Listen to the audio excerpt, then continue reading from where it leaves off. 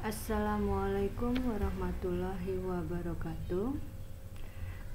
Anak-anakku kelas 8, salam jumpa. Ketemu lagi dengan materi, masih di materi bab pertama kita. Nah, kadinya di sini kita tentang gerak pada tumbuhan dan hewan. Ini kadi terakhir di bab pertama kita, Nak. Gerak pada tumbuhan dan hewan. Nah, yang kita bahas pertama itu gerak pada tumbuhan.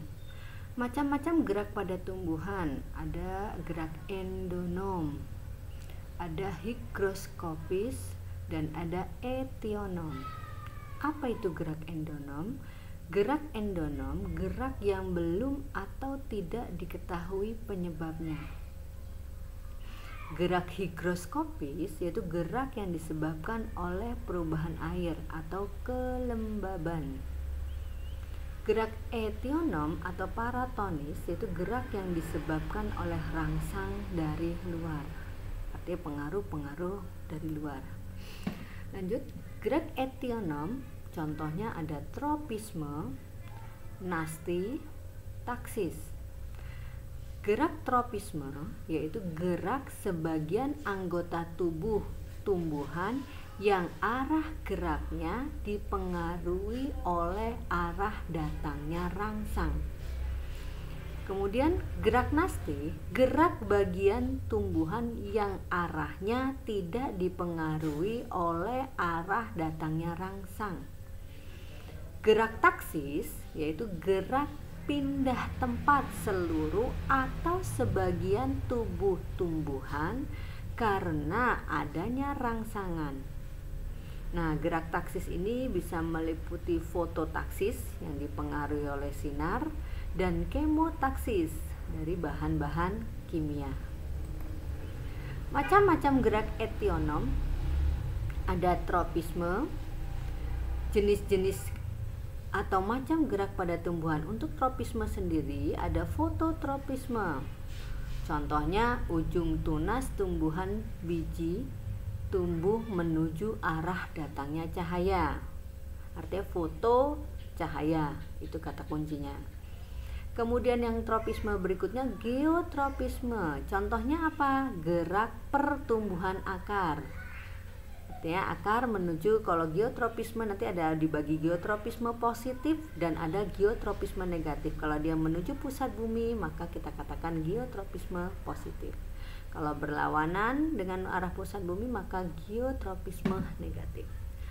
Lanjut, ada kemotropisme yaitu gerak tumbuhan akar menjauhi zat kimia berbahaya. Hidrotropisme, ini agak ke bawah ya Nak ya, Ibu lupanya mengeditnya. Gerak akar mendekati air, ini yang hidrotropisme. Stigmotropisme, gerak sulur pada mentimun atau buah markisa, tanaman buah markisa. Lanjut yang nasti. Nasti juga terbagi ada 4, fotonasti, seismonasti, termonasti, dan niktinasti. Yang fotonasti membuka dan menutupnya mahkota bunga pukul 4. Seismonasti yaitu gerak menutupnya daun putri malu. Termonasti yaitu gerak mekarnya bunga tulip. Sedangkan niktinasi menutupnya daun majemuk pada malam hari seperti pada tanaman lamtorong. Berikutnya yang ketiga yaitu gerak taksis. Jenis-jenis atau macam gerak pada tumbuhan. Untuk yang taksis ada fototaksis dan ada kemotaksis. Fototaksis contohnya gerakan kloroplas ke bagian sel yang terkena cahaya matahari. Sedangkan kemotaksis yaitu gerakan sperma tumbuhan lumut dari antheridium ke arah sel telur dalam archegonium. Nah, lanjut. Gerak pada tumbuhan yang higroskopis. Contohnya apa? Pecahnya kulit buah polong-polongan. Nah, higros kadar air ini Nak. Jadi contoh yang dipengaruhi oleh kadar air ini contohnya adalah pecahnya kulit buah polong-polongan. Nah, endonom, gerak endonom itu biasanya dari dalam, maka dikatakan contohnya adalah gerak sitoplasma di dalam sel. Ini dia penampakan contohnya gambar 1, gerakan klorofil pada sel-sel hidra merupakan gerak endonom, kan di dalam, dipengaruhi oleh dalam, ini pengaruh dari tumbuhan tersebut. Kemudian ini yang contoh yang dari luar, gerak tumbuhan pucuk batang menuju arah datangnya cahaya matahari merupakan gerak fototropisme.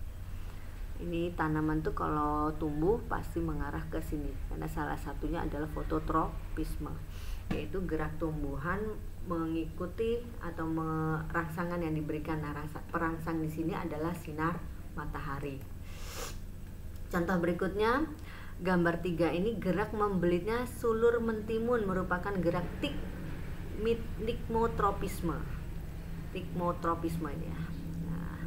Gambar 4, gerak menutup daun putri malu apabila disentuh. Nah, gerak nasti dia.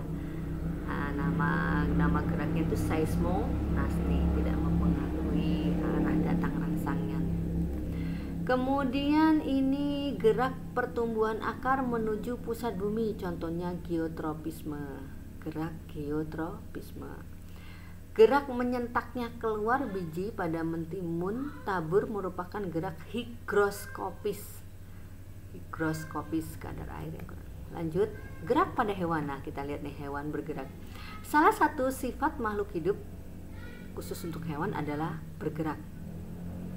Hewan bergerak dengan bermacam-macam cara, seperti berjalan, berlari, terbang, berenang, merayap, dan mungkin ada bentuk hewan lain yang bergeraknya. Bisa jadi kayak hewan tingkat 1, dia ada flagel dengan flagelatanya, seperti itu. Artinya banyak cara hewan melakukan gerakan untuk tubuhnya. Hewan yang hidup di darat memiliki otot dan tulang yang kuat.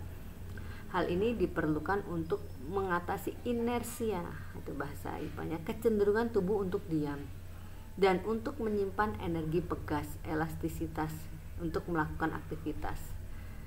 Dia ini hewan arti kalau gerakan hewan bergantung dari habitatnya, di darat, di udara, atau di air.